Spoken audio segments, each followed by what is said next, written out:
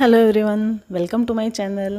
Friends, આજે હું proper bakery style recipe લઈને આવી છું, જેને આપણે વેનીલા બટન કહીશું. આ કૂકીઝ છે એક પ્રકારના, પણ જે રીતે બેકરીમાં બનતા હોય છે સેમ એ રીતે આજે મેં તમને બતાવવાનો ટ્રાય કર્યો છે અને એકદમ એક્ઝેક્ટ એ જ રેસીપી છે.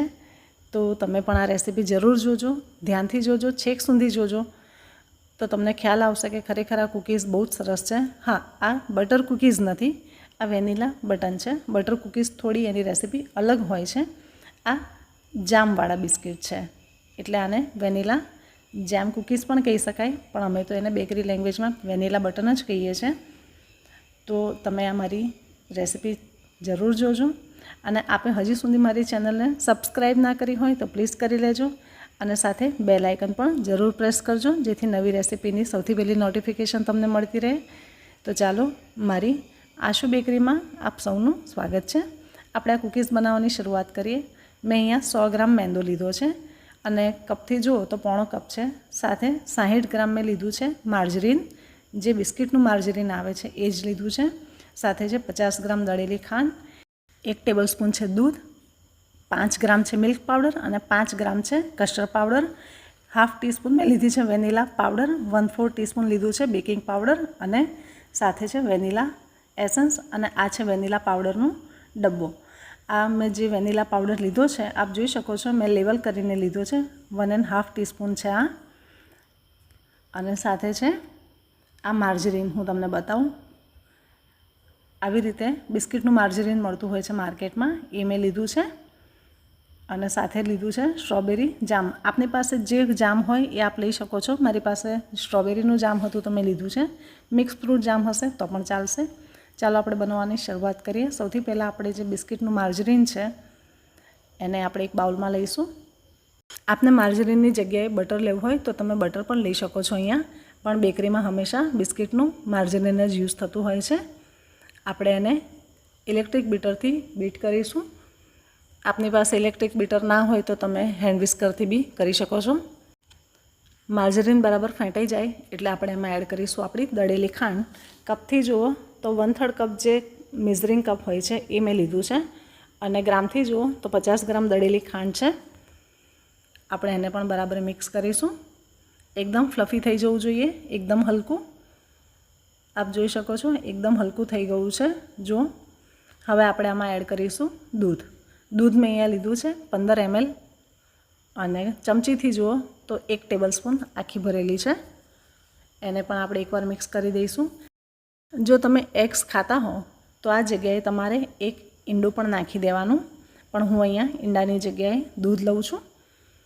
સાથે મેં અહીંયા 2-4 ટીપા લીધા છે વેનીલા એસન્સના. હંમેશા કોઈ પણ એસન્સ હોય, કોઈ બી ફ્લેવર હોય, એને હંમેશા ફેટની જોડે જ એડ કરવાનો, જેથી એનો ફ્લેવર વધારે સરસ આવે. આવી નાની નાની ટિપ્સ હોય છે જે બેકરીમાં ફોલો થતી જ હોય છે. હવે આપણે એની અંદર એડ કરીશું મેંદો. આ છે 1 ટીસ્પૂન જેટલો કસ્ટર્ડ પાવડર, વેનીલા ફ્લેવરનો છે. જો કસ્ટર્ડ પાવડર ના લેવો હોય તો તમે અહીંયા આગળ કોર્નફ્લાવર પણ યુઝ કરી શકો છો. અને ગ્રામથી જુઓ તો 5 ગ્રામ મિલ્ક પાવડર અને 5 ગ્રામ કસ્ટર્ડ પાવડર છે, અને આ છે હાફ ટીસ્પૂન વેનીલા પાવડર. આપણે અહીંયા વેનીલા એસન્સ પણ લીધું છે અને વેનીલા પાવડર પણ લીધું છે. આ છે 1/4 ટીસ્પૂન જેટલું બેકિંગ પાવડર. બધું જ સાથે મિક્સ કરીશું. વેનીલા પાવડર અને વેનીલા એસન્સ આપણે બંને એટલે એડ કર્યું છે કે બંનેની ફ્લેવરમાં બહુ જ ફેર છે. બેકરીની કોઈ પણ આઇટમ બનતી હોય, કોઈ પણ કૂકીઝ બનતા હોય તો હંમેશા એમાં વેનીલા પાવડર તો યુઝ થતો જ હોય છે, અને એના પછી જે ફ્લેવર તમારે બનાવવો છે એનું એસન્સ નંખાતું હોય છે. વેનીલા પાવડર બ્રેડમાં પણ યુઝ થતો હોય છે, લાદી પાઉંમાં પણ યુઝ થતો હોય છે, કોઈ પણ કેકમાં કે કોઈ પણ કૂકીઝમાં પણ એડ થતો હોય છે. એટલે મેં આજે પ્રોપર બેકરી સ્ટાઇલથી જ બનાવ્યા છે. આ સેમ રેસીપી છે, એટલે તમે આને પ્રોપર બેકરી સ્ટાઇલ જ કહી શકો છો. આપણો ડો બંધાઈને રેડી છે. આટલો સોફ્ટ હોવો જોઈએ. હવે આપણે અહીંયા પાઇપિંગ બેગ લીધી છે, અને સાથે છે નોઝલ. બેકરીમાં હંમેશા આવી રીતે નોઝલ જ યુઝ થતી હોય છે, અને જો આપની પાસે આટલી મોટી નોઝલ ના હોય તો આવી જો નાની સ્ટાર નોઝલ હોય તો પાઇપિંગ બેગમાં તમે આવી રીતે લઈ શકો છો. હું તમને આજે બંને રીતે બતાવું છું કે કેવી રીતે તમે બનાવી શકો છો. મને નોઝલ કરતાં ડાયરેક્ટ આપણે જે આવી રીતે બનાવીએ છીએ હાથમાં લઈને એ વધારે ઇઝી લાગે છે. એટલે હું તો હંમેશા આવી રીતે જ બનાવું છું. અને ફ્રેન્ડ્સ, હું તમને આગળ એ પણ બતાવું કે આ રેસીપી તમે સેલ પણ કરી શકો છો, તમે ઓર્ડર પણ લઈ શકો છો આના. તો હું તમને બતાવીશ કે 100 ગ્રામ મેંદાથી આપણી કેટલી કૂકીઝ બની. હું પણ ઘણી વખત આના ઓર્ડર્સ લેતી હોઉં છું. દિવાળી પર તો હું કૂકીઝના ઘણા બધા ઓર્ડર્સ લેતી હોઉં છું. તો આપ પણ લઈ શકો છો. ઘરનું છે, એકદમ ચોખ્ખું છે, એટલે કોઈ પણ વ્યક્તિ હશે, તમારી આસપાસ જે કોઈ પણ હશે, એ પણ તમારી પાસેથી લેશે, જરૂર લેશે. તમે એકવાર બનાવી અને ટેસ્ટ કરાવજો કે ખરેખર આ કૂકીઝ કેવા લાગે છે. આપણે આવી રીતે એને એક ડ્રોપ જ મૂકવાનું છે અને તરત પાછું ખેંચી લેવાનું છે. આવી રીતે હાથમાં વધારે લઈ લેવાનું. અમને તો આવી રીતે પ્રેક્ટિસ છે. અમે જ્યારે બેકરી સ્કૂલમાં હતા ત્યારે પણ અમને આવી જ રીતે શીખવાડતા હતા. આવી રીતે એકવાર હું ફટાફટ થોડા બનાવી લઉં. આપને કોઈ ક્વેરી હોય તો પણ આપ મને કમેન્ટમાં જરૂર જણાવજો. તમને મારી રેસીપી કેવી લાગે છે એ પણ મને કમેન્ટમાં જરૂર જણાવજો. તમને આગળ બીજું શું શીખવું છે એ પણ મને જરૂર જણાવજો. અને હજી સુધી તમે મારી ચેનલને સબસ્ક્રાઈબ ના કરી હોય તો પ્લીઝ કરી લેજો. જો આટલી મેં કૂકીઝ હાથથી બનાવી છે અને હવેની હું નોઝલથી બનાવું છું, પાઇપિંગ બેગથી. જો આપની પાસે આવી રીતે પાઇપિંગ બેગ હોય તો તમે એનાથી પણ બનાવી શકો છો. આ પણ બહુ સરસ લાગે છે. ખરેખર આ રેસીપી બહુ જ સરસ છે. તો આપ એકવાર આ રેસીપી જરૂર બનાવજો અને મને કમેન્ટમાં જણાવજો કે તમારી કૂકીઝ કેવી બની. આ બહુ જ સરસ લાગે છે. આને વેનીલા બટન કહેવાય છે અને બેકરીમાં પ્રોપર આ જ રીતે બનતી હોય છે. હવે મેં અહીંયા એક બીજી પાઇપિંગ બેગમાં સ્ટ્રોબેરી જામ હતું, એને લઈ લીધું છે અને હાથથી આવી રીતે થોડું મસળી લેવાનું જેથી અંદર ગાંઠા ના રહે. જો એકદમ સ્મૂથ થઈ ગયું છે. આમાં પાણી કે કશું જ એડ નથી કરવાનું, એકલું જામ જ છે આ. આપણે એને જરા વ્યવસ્થિત કટ કરી લઈએ. પહેલાં એક નાનું કાણું એને પાડવાનું છે અને બહુ જ સાવધાનીથી અને સફાઈથી નાના નાના ડ્રોપ મૂકવાના છે, જેનો લુક બહુ સરસ આવશે. આવી રીતે તમે ચાહો એ કલરની અલગ અલગ કલરની અલગ અલગ ફ્લેવરની તમે કૂકીઝ બનાવી શકો છો. પણ આનું નામ જ છે વેનીલા બટન, એટલે આપણે આમાં કોઈ જ ફ્લેવર બીજું એડ નથી કર્યો. હું જ્યારે આ બનાવતી હતી ત્યારે મેં મારા અવનને 170 ડિગ્રી પર પ્રીહીટ કરવા મૂકી દીધું હતું. અત્યારે મેં સ્ટે ઓન પર રાખ્યું છે. આપ જોઈ શકો છો ઉપર નીચેની બંનેની રોડ ઓન છે અને 170 ડિગ્રી પર ઓવન મારું ગરમ થઈ ગયું છે. હવે હું આને 20 મિનિટ માટે બેક કરીશ. ખાલી ને ખાલી 20 મિનિટ માટે. 20 મિનિટથી વધારે આપણે આને બેક નથી કરવાનું. સાથે હું તમને ગેસ પર કેવી રીતે બને એ પણ બતાવી દઉં. મેં અહીંયા મારો ગેસ એકદમ સ્લો રાખ્યો છે અને કઢાઈને ઢાંકી દીધી છે. અને આટલો લોટ જે પાઇપિંગ બેગમાં બચ્યો હતો એ જ મેં લીધો છે, બીજો નથી. એટલું જ છે. મારે ખાલી તમને થોડુંક બતાવવું જ છે કે કેવી રીતે કૂકીઝ બને ગેસ ઉપર. આપણે આના નાના નાના 4 ગોળા કરીશું. તમે આ રીતે પણ બનાવી શકો છો અને ડાયરેક્ટ પાઇપિંગ બેગથી આપણે જેવી રીતે ફ્લાવર શેપ બનાવ્યો સેમ એ રીતે પણ બનાવીને તમે ગેસ પર બનાવી શકો છો. પણ હું તમને બીજી એક રીત બતાવું છું. આવી રીતે એક નાનો ગોળ બનાવવાનો અને વચ્ચે એક નાની આંગળીથી ખાડો કરવાનો. આપ જુઓ, આ કૂકીઝ પણ બહુ સરસ લાગતા હોય છે. એટલું કે આનો શેપ થોડું અલગ છે, બાકી ફ્લેવરમાં તો કોઈ ફરક નહીં પડે.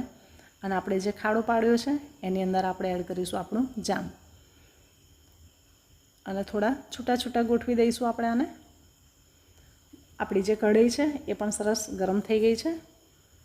ગેસ એકદમ ધીમો જ રાખ્યો છે. આપણી કઢાઈ એકદમ સરસ ગરમ થઈ ગઈ છે અને આપણે એમાં કૂકીઝ મૂકી અને ઢાંકી દઈશું. આને આપણે 5 મિનિટ માટે જ રાખવાની છે. એ પછી હું આગળ તમને બતાવું શું કરવું છે. ત્યાં સુધી આપણા જે ઓવનમાં જે કૂકીઝ બને છે એ પણ તમને એકવાર બતાવી દઉં. એમાં પણ 10 મિનિટ થઈ ગઈ છે.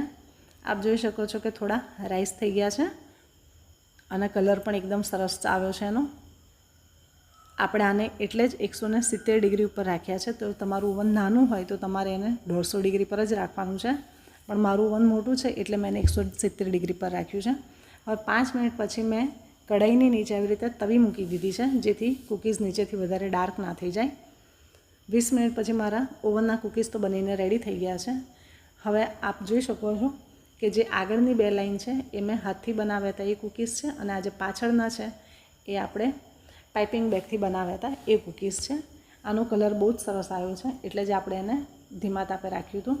હવે આપણે જ્યાં સુધી આ બિસ્કિટ ઠંડા ના થાય ત્યાં સુધી એને એની જ ટ્રેમાં રહેવા દેવાના છે. એટલે જ્યાં સુધી ટ્રે ગરમ હશે ત્યાં સુધી નીચેથી ક્રિસ્પી થતા રહેશે. આપણા બિસ્કિટ એકદમ ઠંડા થઈ ગયા છે. આપ જુઓ, ઉપરથી અને નીચેથી બંને બાજુથી એનો કલર બહુ જ સરસ આવ્યો છે. જુઓ, હું તમને તોડીને બતાવું. એકદમ ક્રિસ્પી છે. આ ખાવાની ખરેખર બહુ મજા આવશે. અને તમે ચાહો તો અડધો મેંદો અને અડધો ઘઉંનો લોટ પણ લઈ શકો છો. પણ બેકરીમાં તો હંમેશા આ જ રીતે બનતા હોય છે, એટલે મેં પ્રોપર બેકરીના રીતે જ તમને શીખવાડ્યા છે. અમે તો અમારી બેકરી સ્કૂલમાં પણ આ જ શીખ્યા છે જે હું તમને શીખવાડું છું. સાથે સાથે આપણા ગેસ પર જે કૂકીઝ હતા એ પણ બની ગયા છે. આને બનતા 25 મિનિટ થઈ છે અને ઓવનના જે કૂકીઝ હતા એને 20 મિનિટ થઈ છે. ગેસ પર પણ કૂકીઝ બહુ સરસ બનતા હોય છે, એટલું કે ખાલી એનો નીચેથી કલર થોડો ડાર્ક થઈ જતો હોય છે. બાકી ટેસ્ટમાં તો કોઈ ફરક નથી પડતો, ના તો એના ટેક્સચરમાં કોઈ ફેર પડે છે. હવે હું તમને બતાવું કે 100 ગ્રામ મેંદાથી આપણા કેટલા કૂકીઝ બનીને રેડી થયા.